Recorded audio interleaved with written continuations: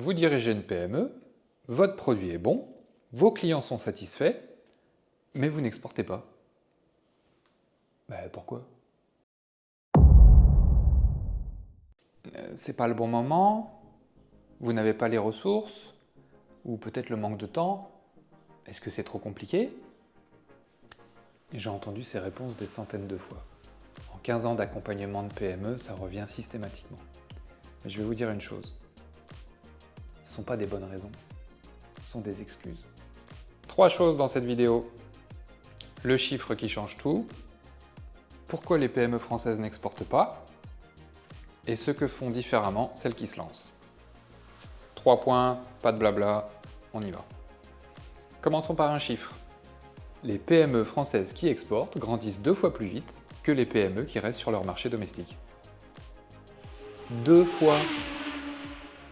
Et c'est pas une opinion, c'est un chiffre donné par la Banque de France.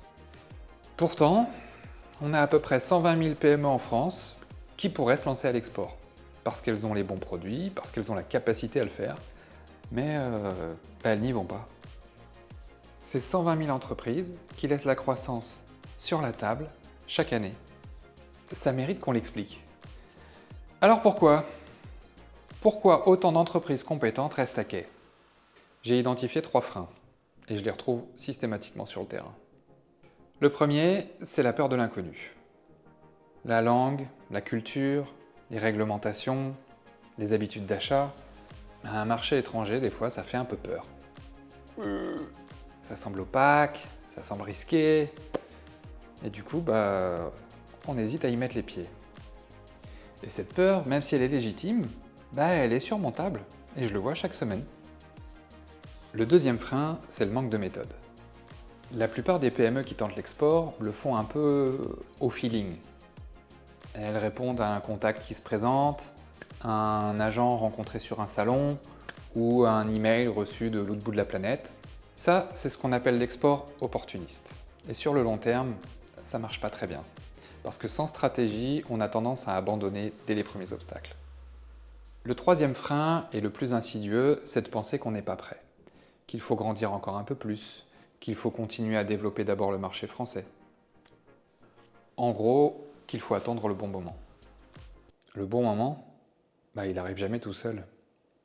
Alors qu'est-ce qui différencie réellement les PME qui exportent avec succès de celles qui restent à quai? Une seule chose, la méthode. C'est pas un budget exceptionnel, c'est pas un réseau international hors du commun, mais c'est une approche structurée qui réduit les risques, qui permet d'identifier les bons marchés et surtout qui prépare le déploiement étape par étape. Un pilote de F1 ne gagne pas une course que sur son talent pur. Il gagne parce qu'il a une stratégie, une équipe et un plan. L'export, c'est exactement pareil. Alors vous allez me dire, c'est bien beau tout ça, mais pourquoi cette vidéo? Cette vidéo, c'est pour vous présenter cette chaîne qui doit justement vous apporter la stratégie. C'est pas juste de la théorie, c'est pas juste du jargon de consultant, mais des méthodes concrètes utilisées par des centaines de PME qui réussissent à l'international chaque année. Si vous êtes dirigeant de PME et que l'export vous intéresse, abonnez-vous à la chaîne. Chaque semaine, une vidéo, un sujet concret, une avancée, parce que 120 000 entreprises attendent encore le bon moment, et ça suffit. Et le moment, c'est maintenant.